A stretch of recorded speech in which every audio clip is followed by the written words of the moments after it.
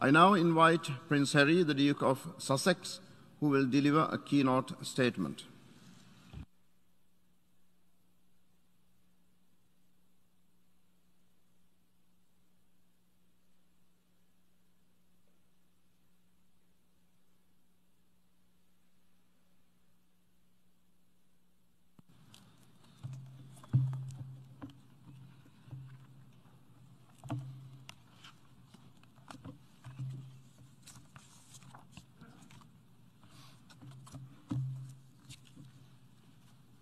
Good morning, everybody, and thank you to the President of the General Assembly, His Excellency Mr. Abdullah Shahid, for the introduction. And thank you to the Nelson Mandela Foundation for inviting me to speak on this day of all days. And thank you to Secretary General Guterres and the United Nations, whose promise reflects Mandela's vision of a freer, more peaceful world, for hosting us today. It is an honor to join you all on Nelson Mandela International Day. Having spent time with many of Mandela's family members over the years, I speak to you today with humility, mindful of how much the man they loved means to so many. Those of us not fortunate enough to know Mandela well have come to understand the man through his legacy, the letters he wrote alone in his prison cell, the speeches he delivered to his people, and those incredible shirts that he sported. We've also come to know him through the photographs of a person who, even when confronting unimaginable cruelty and injustice, almost always had a smile on his face. For me, there's one photo in particular that stands out. On my wall and in my heart every day is an image of my mother and Mandela meeting in Cape Town in 1997. The photo was presented to me by the late Archbishop Desmond Tutu, whose friendship and inspiration were their own treasured gift. My wife and I had the honor of introducing our 4-month-old son to him back in 2019. But when I first looked at the photo, straight away what jumped out was the joy on my mother's face. The playfulness, cheekiness even. The pure delight to be in communion with another soul so committed to serving humanity. And then I looked at Mandela. Here was a man with the weight of the world on his shoulders, asked to heal his country from the wreckage of its past and transform it for the future. A man who had endured the very worst of humanity, vicious racism and state-sponsored brutality. A man who had lost 27 years with his children and family that he would never get back. 27 years. Yet in that photo and so many others, he is still beaming, still able to see the goodness in humanity, still buoyant with a beautiful spirit that lifted everyone around him. Not because he was blind to the ugliness, the injustices of the world, no, he saw them clearly. He had lived them, but because he knew we could overcome them. In our own time, a time of global uncertainty and division, when it's all too easy to look around and feel anger or despair, I've been inspired to go back to Mandela's writings for insight into how this could be, how he could experience so much darkness and always manage to find the light. There I found a few lines that stopped me in my tracks. In a letter from prison, he wrote, "I feel my heart pumping hope steadily to every part of my body, warming my blood and pepping up my spirits. I am convinced that floods of personal disaster can never drown a determined revolutionary. To a freedom fighter, hope is what a lifebelt is to a swimmer, a guarantee that one will keep afloat and free from danger." It moved me even more when I saw the date. August 1st, 1970. 7 years into Mandela's imprisonment, not even 1/3 of the way through.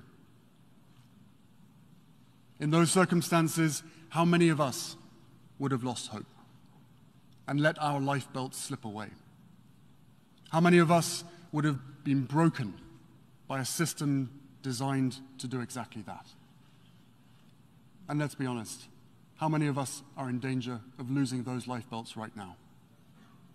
How many of us feel battered, helpless, in the face of the seemingly endless stream of disasters and devastation? I understand. This has been a painful year in a painful decade. We're living through a pandemic that continues to ravage communities in every corner of the globe. Climate change wreaking havoc on our planet, with the most vulnerable suffering most of all.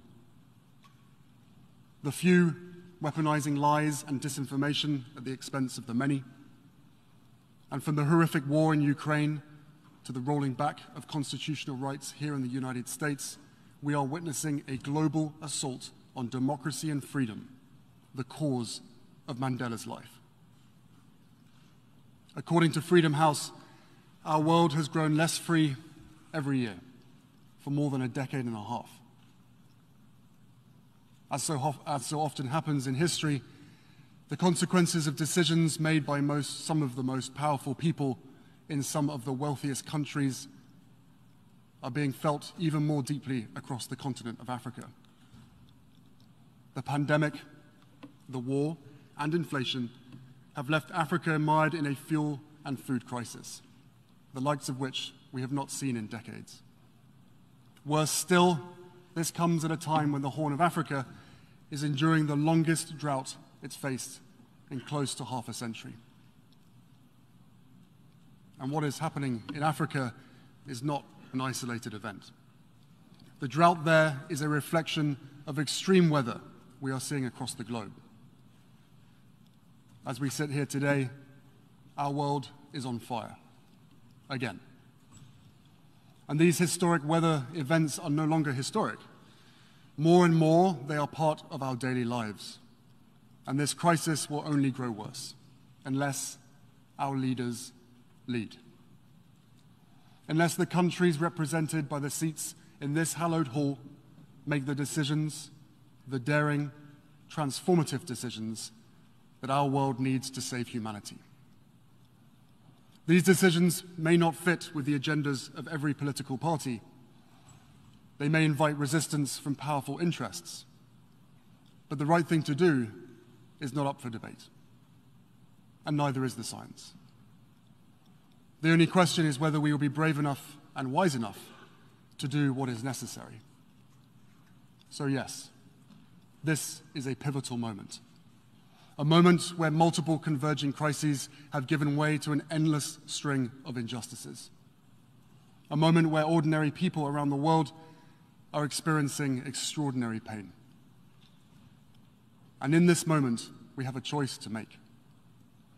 We can grow apathetic, succumb to anger, or yield to despair, surrendering to the gravity of what we're up against. Or we can do what Mandela did, every single day inside that 7 by 9 foot prison cell on Robben Island, and every day outside of it too. We can find meaning and purpose in the struggle. We can wear our principles as armor. Heed the advice Mandela once gave his son to never give up the battle even in the darkest hour, and find hope where we have the courage to seek it. Since I first visited Africa at 13 years old, I've always found hope on the continent. In fact, for most of my life, it has been my lifeline, a place where I've found peace and healing time and time again. It's where I felt closest to my mother and sought solace after she died, and where I knew I had found a soulmate in my wife. And it's where so much of my work is why my work is based there. Because despite continued hardship, there are people across Africa who embody Mandela's spirit and ideals, building on the progress he helped make possible. I see it in the communities fighting to save the Okavango Delta, defying the odds to protect their home and its biodiversity from big oil companies. I see it in the young girls who are forced out of school and into marriage in northern Nigeria, speaking out today so others may get a fuller chance to thrive tomorrow. I see it in the young entrepreneurs I met in Johannesburg, using their energy and creativity to launch businesses that serve their communities. I see it in World Central Kitchen, a partner of the Archwell Foundation, and their volunteers in Ukraine and around the world, fighting food insecurity one meal at a time. I see it in the vulnerable children of Lesotho and Botswana, orphaned by HIV, striving for a better future, which we support through our organization, Centre Bali. I see it in the newest generation of activists for equality and justice, who are mobilizing people of all ages and races, all faiths and walks of life, to lace up their shoes and join the march. And I see it in the parents I meet around the world, as determined as Mandela was to give their children a better shot at a brighter future, to prioritize their own and their children's mental health and well-being, to reject old ideas and past prejudices, to heal from the past and build resilience for the present and future, because they know the price of inaction will be paid by the next generation. In their strength and in their deeds, Mandela's legacy shines as brightly as ever. They are my lifebelt. I hope they can be yours too. Because right now, the water is rising all around us. In some places, quite literally. So it's more important than ever that we seek a purpose greater than ourselves and get to work. After all, Mandela was not only a man of conscience, he was a man of action. He organized millions, inspired billions, joined hands not only with those who loved him, but those who had once jailed him, to build a better future for all. What Mandela understood was that true legacy transcends one's own needs and the passage of time. It defies the moment.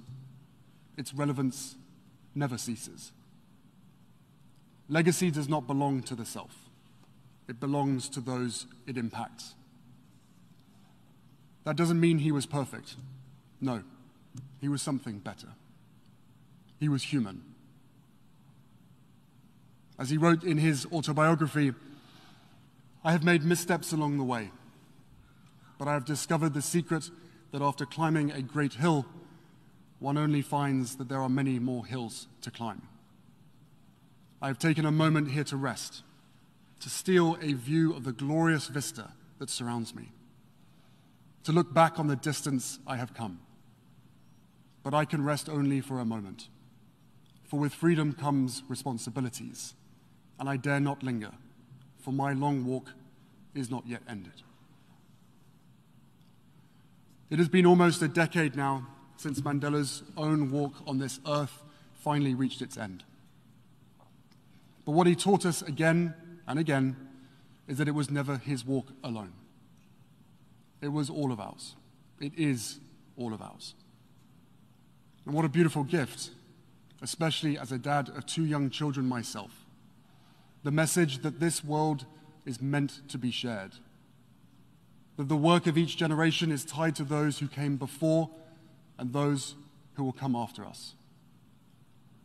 That we have an obligation to give as much, if not more, than we take.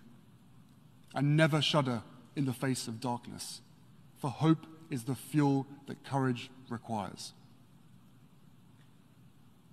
So on this Nelson Mandela International Day, as a new generation comes of age, a generation that did not witness Mandela's leadership for themselves, let's commit to remembering and celebrating his life and legacy every day, not just once a year. Let's talk with our children about what he stood for. Let's seek out what we have in common, empower all people to reclaim our democracies, and harness the light of Mandela's memory to illuminate the way forward. Because if we can summon our own courage just as he did, if we can see one another's humanity just as he did, a better day will truly be on the horizon. Thank you.